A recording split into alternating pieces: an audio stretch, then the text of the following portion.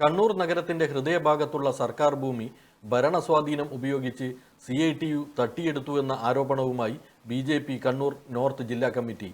ഫയർഫോഴ്സിന്റെ അധീനതയിലുള്ളതും സെന്റിന് 50 ലക്ഷത്തോളം രൂപ വിപണി മൂല്യമുള്ളതുമായ 3 സെന്റ് സ്ഥലം പ്രമുഖ CITU നേതാവായിരുന്ന C. കണ്ണന്റെ സ്മാരക പ്രതിമ സ്ഥാപിക്കുന്നതിന് 10 വർഷത്തേക്ക് നാമമാത്രമായ തുകയ്ക്ക് CITUവിന്റെ നേതൃത്വത്തിലുള്ള ബീഡി തൊഴിലാളികളുടെ സംഘടനയ്ക്ക് പാട്ടത്തിന് നൽകിയതിന് എതിരെയാണ് BJPയുടെ വിമർശനം. സർക്കാർ ഭൂമി അന്യായമായി പതിച്ചു നൽകുന്നത് നാടിന്റെ വികസനത്തെ ഇല്ലാതാക്കുമെന്ന് BJP കണ്ണൂർ നോർത്ത് ജില്ലാ പ്രസിഡന്റ് KK വിനോദ് കുമാർ മാധ്യമങ്ങളോട് പറഞ്ഞു. കണ്ണൂരിൻ്റെ ഹൃദയഭൂമികളെല്ലാം ഭരണസ്വാധീനം ഉപയോഗിച്ച് തട്ടിയെടുക്കുന്നു എന്നുള്ളതാണ് നാം കണ്ടുകൊണ്ടിരിക്കുന്നത്. കണ്ണൂർ ഹെഡ് പോസ്റ്റ് ഓഫീസിനും BSNL കെട്ടിടത്തിനും ഇടയിലുള്ള ഫയർ ആൻഡ് റെസ്ക്യൂ ഡിപ്പാർട്ട്മെൻറ്റിൻ്റെ 3 സെൻറ്റ് ഭൂമി ഭരണസ്വാധീനം ഉപയോഗിച്ച് CITUവിൻ്റെ നിയന്ത്രണത്തിലുള്ള കണ്ണൂർ ബീഡി തൊഴിലാളി യൂണിയന് 10 വർഷത്തേക്ക് പാട്ടം കൊടുത്തിരിക്കുന്നു. വെറും നാമമാത്രമായ തുകക്കാണ് പാട്ടം കൊടുത്തിരിക്കുന്നത്. നമുക്കറിയാം, പഴയ ബസ് സ്റ്റാൻഡിന് അടുത്തുള്ള ഈ സ്ഥലം ചുരുങ്ങിയത് 50 ലക്ഷം രൂപയെങ്കിലും വില കിട്ടുന്നൊരു സ്ഥലമാണ്. ആവശ്യക്കാർ കൂടുതലുണ്ടെങ്കിൽ അത് ചിലപ്പോൾ 1 സെൻറ്റിന് 1 കോടി രൂപ വരെ കൊടുക്കാനുള്ള ആളുകളും കണ്ണൂരിലുണ്ട്. ഈ സ്ഥലം 10 വർഷത്തേക്ക് കൊടുത്തിരിക്കുന്നത് വെറും 1,53,331 രൂപക്കാണ്.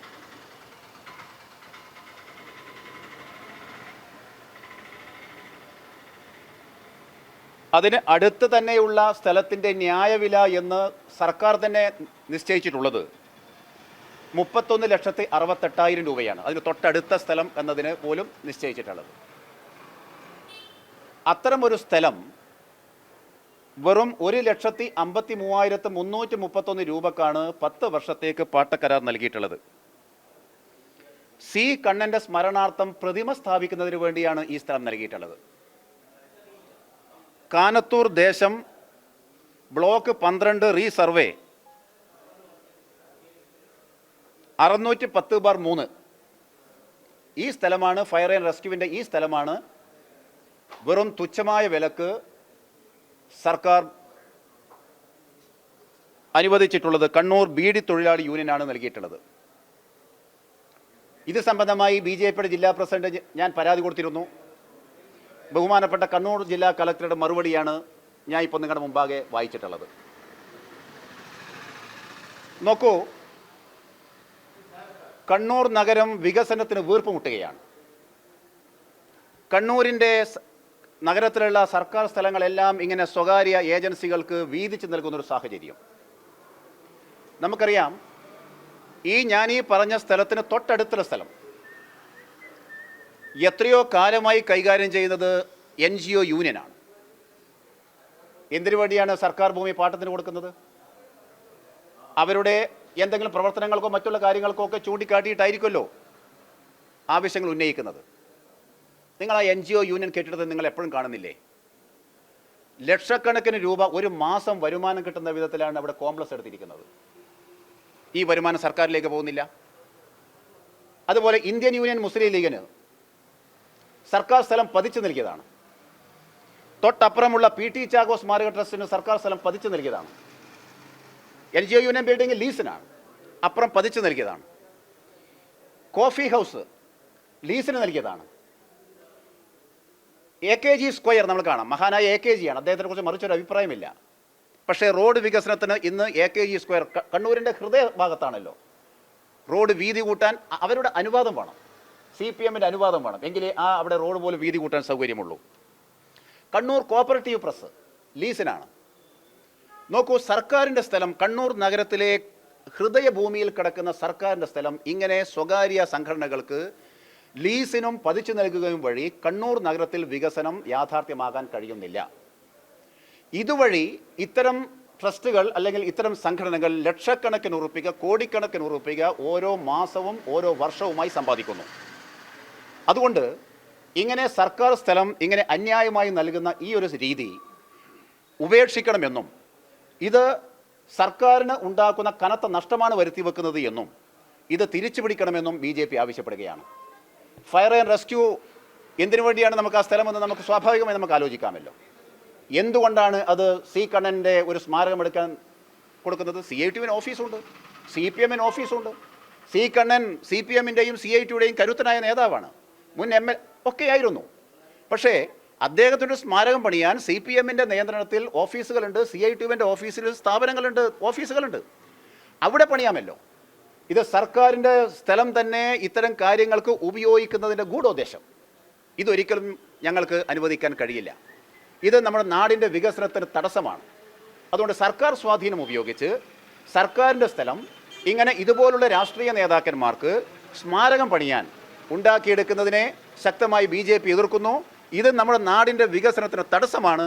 അതുകൊണ്ട് നൽകിയിരിക്കുന്ന, ഞാൻ നേരത്തെ സൂചിപ്പിച്ചു, തുച്ഛമായ വിലക്ക്, സെൻറ്റിന് ചുരുങ്ങിയ പക്ഷം ഒരു 50 ലക്ഷം രൂപ പോലും മാർക്കറ്റ് വരെയുള്ളൊരു സ്ഥലത്ത് അവിടെ കൊടുത്തിരിക്കുന്നത് 10 വർഷത്തേക്ക് 1,53,331 രൂപ നാമമാത്രമായി തുകക്ക് ഇങ്ങനെ കൊടുക്കുന്നത് സർക്കാരിൻ്റെ സ്വത്ത് കൊള്ളയടിക്കുന്നതിന് സമമായി BJP കാണുകയാണ്.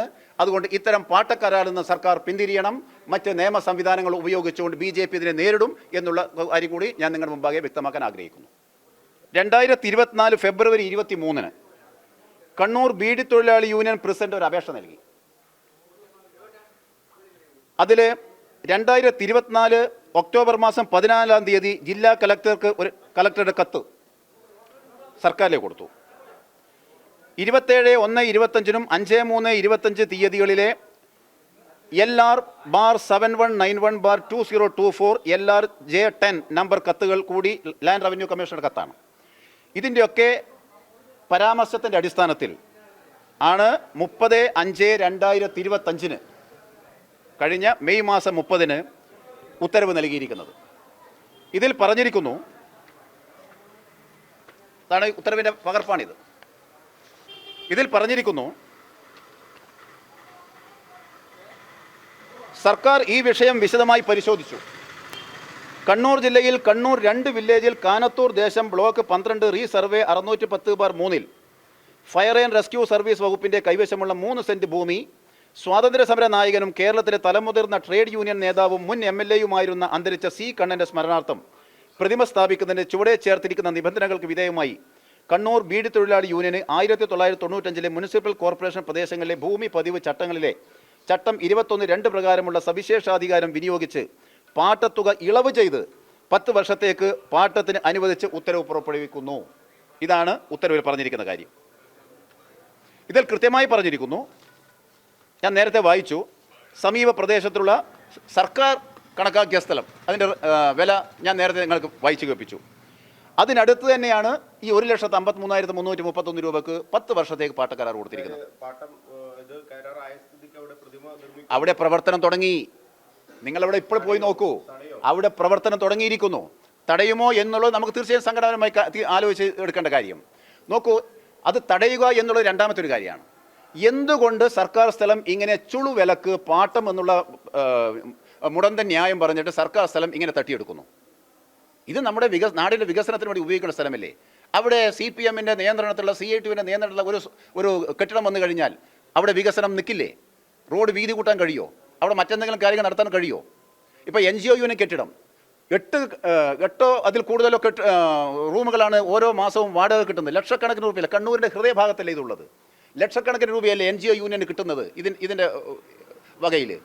ഈ പണം സർക്കാരിലേക്ക് പോകുമോ? ഇല്ലല്ലോ. എത്രയോ വർഷം മുമ്പ് 50 വർഷം മുമ്പ് ലീസ് വാടകയ്ക്ക് എടുത്തതാണ് 99 വർഷത്തേക്ക്. അന്ന് എടുത്ത് നാമമാത്രമായ തുകക്കാണ് വാടകയ്ക്ക് എടുത്തിട്ടുള്ളത്. ഇന്ന് നാമമാത്രമായ തുകക്ക് അന്ന് വാടകയ്ക്ക് എടുക്കുകയും ഇന്ന് ലക്ഷക്കണക്കിന് ഉറുപ്പിക അത് സർക്കാരിലേക്ക് ഇത്തരം സംഘടനകൾ കയ്യിലാക്കുകയും ചെയ്യുന്നൊരു സാഹചര്യമാണ് ഇവിടെയുള്ളത്. അതുകൊണ്ട് ഇത്തരം ഒരു ഭീഷണമായ സാഹചര്യം, നമ്മുടെ വികസനത്തിന് തടസ്സമാകുന്ന സാഹചര്യം സർക്കാർ തന്നെ സൃഷ്ടിക്കുന്നു. NGO യൂണിയന് കൊടുത്തിട്ടുള്ള ഇപ്പം അവരുണ്ടാക്കി വരിക്കുന്ന വരുമാന മാർഗം ഈ കെട്ടിടം ഉപയോഗിച്ച്, ഈ കോംപ്ലക്സുകൾ ഉപയോഗിച്ച്, അത് വരുമാന മാർഗം അവർ തട്ടിയെടുക്കുന്ന സാഹചര്യം എന്ന് പറഞ്ഞാൽ സർക്കാരിൻ്റെ സ്ഥലം ഇങ്ങനെ കൈപ്പിടി ഭരണസ്വാധീനം ഉപയോഗിച്ച് കൈപ്പിടി ഒതുക്കുകയും അതിൻ്റെ മറവിൽ ലക്ഷക്കണക്കിന് കോടിക്കണക്കിന് ഉറപ്പിക ഓരോ മാസവും ഓരോ വർഷവും സമ്പാദിക്കുകയും ചെയ്യുന്ന സാഹചര്യം മുസ്ലിം ലീഗ് ഓഫീസിൻ്റെ കെട്ടിടത്തിൽ എന്താ ഉള്ളത്? അപ്പുറം പി ടി ചാക്കോ സ്മാരക സ്ഥലത്ത് എന്താ ഉള്ളത്?